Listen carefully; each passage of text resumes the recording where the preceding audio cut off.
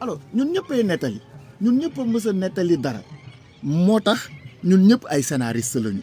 ñun ñëpp mën bind scénario xam nañu lan mooy scénario ndaxte yàgg nañu nettali boo ñëwee rek nga jël sa caméra wala sa téléphone nga filmer ay images yu bëri yu bokkul après nga dem toog jël sa téléphone wala sa ordinateur nga monter ko créer benn vidéo am nga looy nettali ci vidéo boobu noonu donc loolu rek scénario la et léegi nag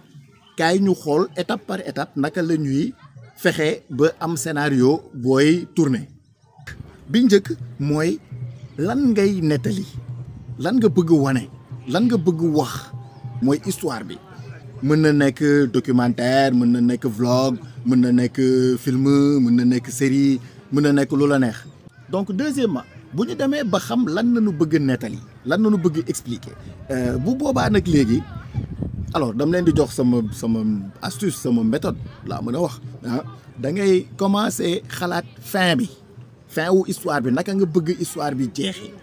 ensuite nga xalaat naka nga bëgg mu commencer fan ngay tàmbalee première image bi ñuy gis lan la check par exemple bi nga xëyee dem liggéeyi ci nga war ko nettali naka ngay nettalee bi nga xëyee dem liggéeyi ci est-ce que da nga koy nettalee ba nga yeewoo ba bi ngay egg sa bureau wala est-ce que da nga koy nettali entre bi nga nekkee ci transport bi ci arrêt bus bi ba bi ngay egg ba bi ngay wàcc bus bi wala est-ce que après bi nga doxee ba dem jëli café ba dem kiiri et cetera ba dugg ci biir bureau bi loolu en fait yaa ngi nettali bi nga yeewoo ba bi ngay egg sa bureau lan ak lan nga def fa bërëbu liggéeykaay donc léegi li ngay bind ci diggante bi entre début beeg fin bi nga remplir ko noonu bon mën nga sax bañ a dugg ci yenn détails yi trop mais explication wu histoire bi loolu mooy synopsis en fait benn genre résumé la rek bu ndaw de histoire bi mais assez détaillé résumé détaillé boobu on peut dire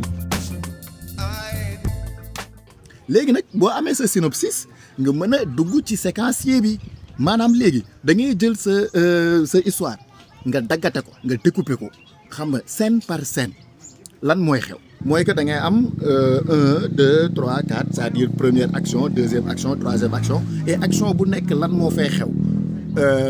ak naka lay demee ak lan mooy feeñ ñu jël exemple yeewu bi ba egg bërëbu liggéeyukaayam léegi yeewu na fi mu yeewoo mooy nekk léegi biir néegam kañ la fajar la bëccëg la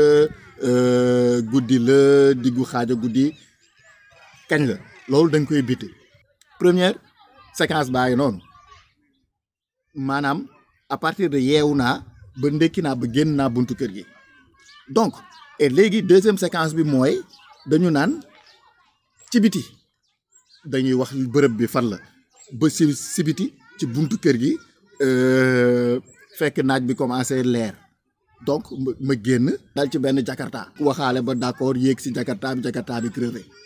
ma xuloog jakarta bi après ñu xeex mu xotti sama t-shirt après ma jóg lang ci benn car rapide amatuma lu ma fayee apprenti bi di ma àtte ñàkkal après ma continuer ma dox donc ma dox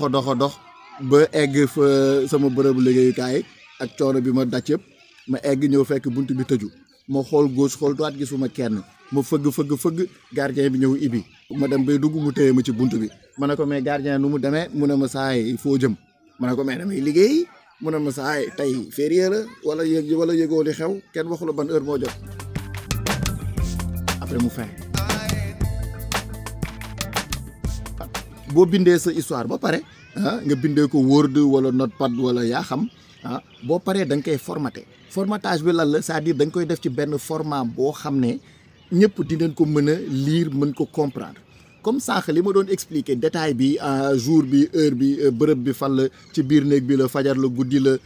diggu bëccëg la donc détail yooyu formatage bi day mën a tax équipe technique bi ñëpp ñuy liggéey ci biir ci scénario bi wala ci production bi muy tournage muy livre ñu mën a xam détail par détail ñoom naka la ñu war a taxawee ak lan mooy nekk seen njëriñ comme par exemple caméraman bi boo ko waxee angle caméra bi mu mën a xam moom ban angle la war a jëriñ def foofu noonu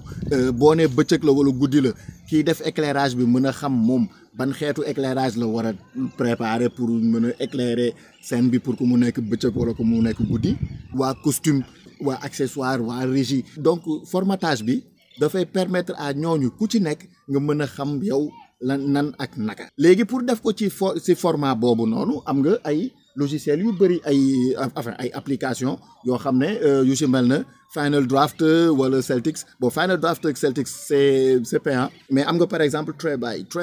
c'est gratuit bon c'est en anglais malheureusement mais c'est gratuit et puis méttiwul. léegi nag pour jeexal da leen bëgg jox benn genre exercice wala benn genre challenge mooy que nga jéem a bind benn scénario. donc histoire bi fil conducteur bi lan la benn xale bu réeral fooykaayam di ko wër ba dal ci benn secret loo xam ne waru ci woon dal lan lay doon kooku yow yaay décider yow yaay xool. léegi bon je sais pas mën ngeen ko yónnee par email mën ngeen ko def ci commentaire yi comme ça nag léegi ñu tànn peut-être bi ci gën a cool bi ëpp like par exemple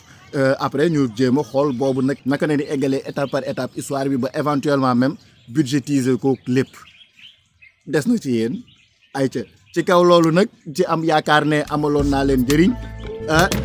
salaam jàmm paix peace